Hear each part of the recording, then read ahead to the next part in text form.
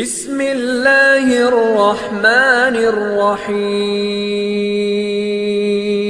بعض لوگ یہ کہہ دیتے ہیں کہ جب علی علیہ السلام کی خلافت غصب کی گئی اور امام علیہ السلام کو مصائب و آلام سے دوچار کیا گیا تو انہوں نے بدر و احد، خندق و خیبر میں چلی ہوئی تلوار کو نیام سے کیوں نہیں نکالا اور صبر کرنے پر مجبور کیوں ہو گئے؟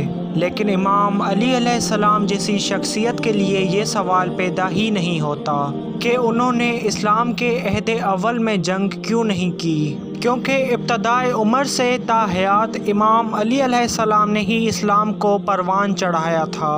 ہر معرکے میں امام علی علیہ السلام ہی اسلام کے لیے لڑتے رہے۔ امام علی علیہ السلام نے اسلام کے لیے کبھی بھی اپنی جان کی پرواہ نہیں کی۔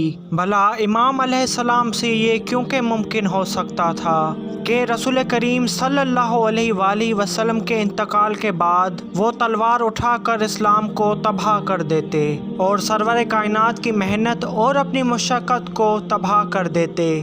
امام علی علیہ السلام خود فرماتے ہیں کہ میں نے لوگوں سے یہ کہہ دیا تھا کہ دیکھو رسول اللہ کا انتقال ہو چکا ہے اور خلافت کے بارے میں مجمع سے کوئی نزاع نہ کرے، کیونکہ ہم ہی خلافت کے وارث ہیں۔ لیکن قوم نے میرے کہنے کی پرواہ نہیں کی۔ خدا کی قسم اگر دین میں تفرقہ پڑ جائے اور عہد کفر کے پلٹ آنے کا اندیشہ نہ ہوتا تو میں ان کی ساری کارروائیاں پلٹ دیتا۔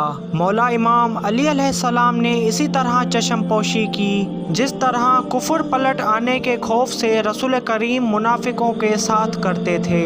رسول خدا منافقوں کے ساتھ اس لیے جنگ نہیں کرتے تھے کہ کہیں لوگ یہ نہ کہہ دیں کہ محمد نے اپنے ہی اصحاب کو قتل کر ڈالا۔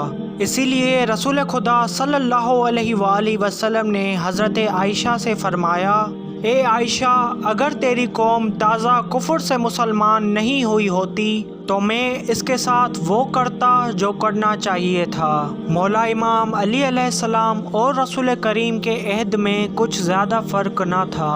جن وجوہات کی بنا پر رسول کریم نے منافقوں سے جنگ نہیں کی، اسی بنا پر امام علیہ السلام نے بھی تلوار نہیں اٹھائی۔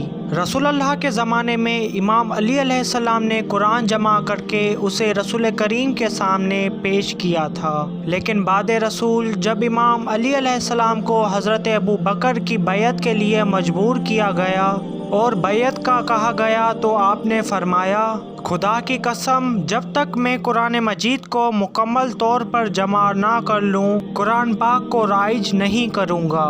امیر المومنین امام علی علیہ السلام نے پورا قرآن جمع کر کے اسے ایک چادر میں لپیٹا اور لے جا کر مسجد میں پہنچے اور حضرت ابو بکر سے کہا کہ یہ وہ قرآن ہے جسے میں نے تنزیل کے مطابق جمع کیا ہے اور جو رسول اللہ کی نظر سے گزر چکا ہے، اسے لے لو اور رائج کر دو۔ آپ نے یہ بھی فرمایا کہ میں اس قرآن کو اس لیے پیش کر رہا ہوں کہ رسول اللہ نے مجھے حکم دیا تھا کہ اہتمام حجت کے لیے قرآن پیش کرنا۔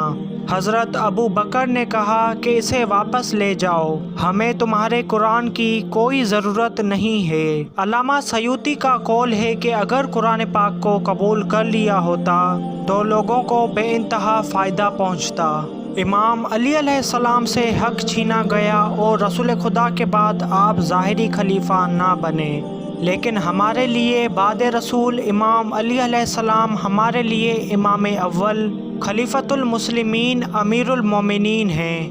آپ اللہ کے ولی اور حجت ہیں۔ بعد رسول آپ سے بڑھ کر کوئی بھی علم والا نہ تھا، اسی لیے حضرت شیخین کی خلافت میں جب بھی حضرت ابو بکر، عمر، عثمان کو کوئی بھی مسئلہ پیش آتا تو یہ لوگ امام علی علیہ السلام سے مشورے لیے کرتے تھے اور تحفظ وقار اسلام کی خاطر خلفاء کو مفید مشورے دیتے رہے۔ گویا حضرات شیخین کی خلافت میں بھی امیر المومنین مولا امام علی علیہ السلام کی ہی خلافت چلتی رہی۔ ظاہر سی بات ہے کہ خلیفہ رسول کو ہر علم سے بہرور ہونا چاہیے، اور تینوں خلیفاؤں کے پاس ایسا کوئی بھی مسئلہ نہیں آیا کہ جو علی علیہ السلام کے بغیر حل کر سکیں ہوں۔ جس طرح ایک مرتبہ خلیفہ روم کا سوال حضرت عمر کے پاس آیا کہ آپ کے قرآن میں وہ کون سا سورہ ہے جو صرف 7 آیتوں پر مشتمل ہے اور اس سورہ میں حروف تہجی نہیں ہیں۔ اس سوال سے عالم اسلام میں ہلچل مچ گئی۔ جب دربار خلافت کے حافظ قرآن اس سوال کا جواب دینے سے قاصر رہ گئے تو حضرت عمر نے امام علی علیہ السلام کو بلایا اور یہ سوال سامنے رکھا تو آپ علیہ السلام نے فوراً فرمایا وہ سورہ حمد ہے۔ اس صورت میں 7 آیتیں ہیں اور اس صورت میں سے، جیم، کھے، زے، شین، زوئیں، فے نہیں ہے۔ اور اسی طرح علماء یہود نے حضرت عمر سے اصحاب کہف کے بارے میں چند سوال کیے۔ حضرت عمر ان سوالوں کے جواب نہ دے سکے تو امام علی علیہ السلام سے رجوع کیا۔ امام علیہ السلام نے یہودیوں کے تمام سوالوں کے جواب مکمل طور پر دیے اور وہ پورے طور پر مطمئن ہو گئے۔ اسی لیے حضرت عمر کہا کرتے تھے کہ علی نہ ہوتے تو عمر ہلاک ہو جاتا۔ امیر المومنین مولائے کائنات امام علی علیہ السلام کی زندگی پر مبنی میری اس ڈاکومنٹری کا 6واں پارٹ تھا۔ تو اگر آپ کو میری یہ ویڈیوز پسند آ رہی ہیں تو ویڈیو کو لائک کریں اور چینل سبسکرائب کر کے مجھے سپورٹ کریں۔ اسی کے ساتھ اہل بیت راہ نجات سے شہباز حیدر کو دیجیے اجازت۔ اللہ حافظ۔ اللهم صل على محمد